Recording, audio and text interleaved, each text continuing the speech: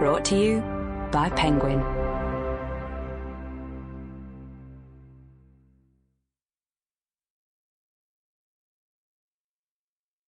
The Tent, the Bucket and Me by Emma Kennedy. Read by Emma Kennedy. Introduction. The idea for this book came about when my mother asked me about 2 years ago whether I'd like to go on holiday with her and my dad.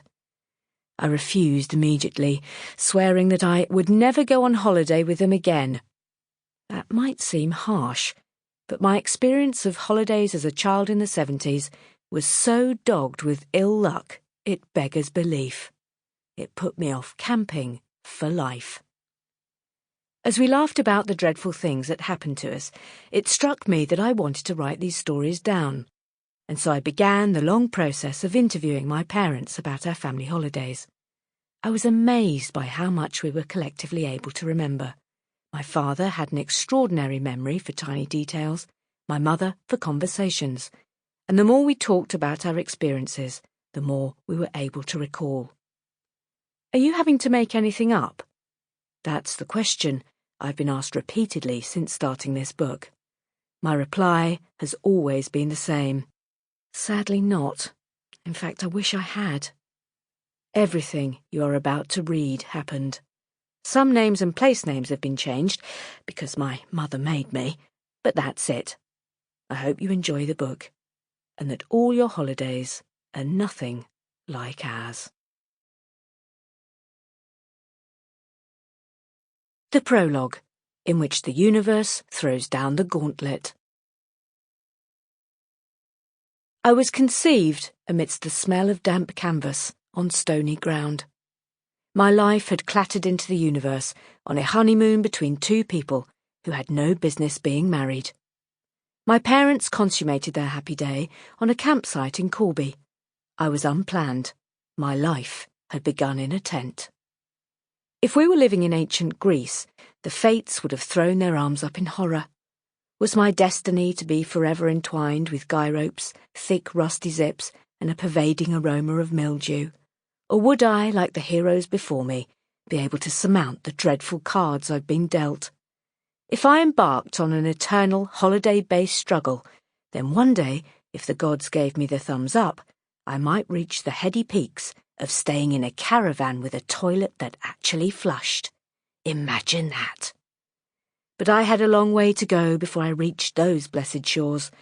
My tent trials were only just beginning. The wedding of my parents had caused something of a stir in the small Welsh mining village of Treherbert. Sitting at the top of the Rhondda Valley, the village was typical of the area. Mining was its beating heart, and small, tight terraces squashed themselves into knots at the base of the mountains. Wales's major industry was on its last legs, but that was the furthest thing from anyone's mind on a sunny day in August 1966.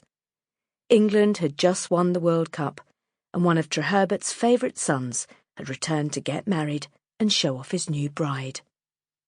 It should have been a day of joyous celebrations, but instead the happy couple was greeted with incredulous stares.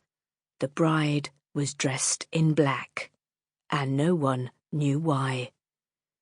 "Is it because she's English?" my Aunt Gwenny had asked in a whisper. "Is it true she's a feminist?"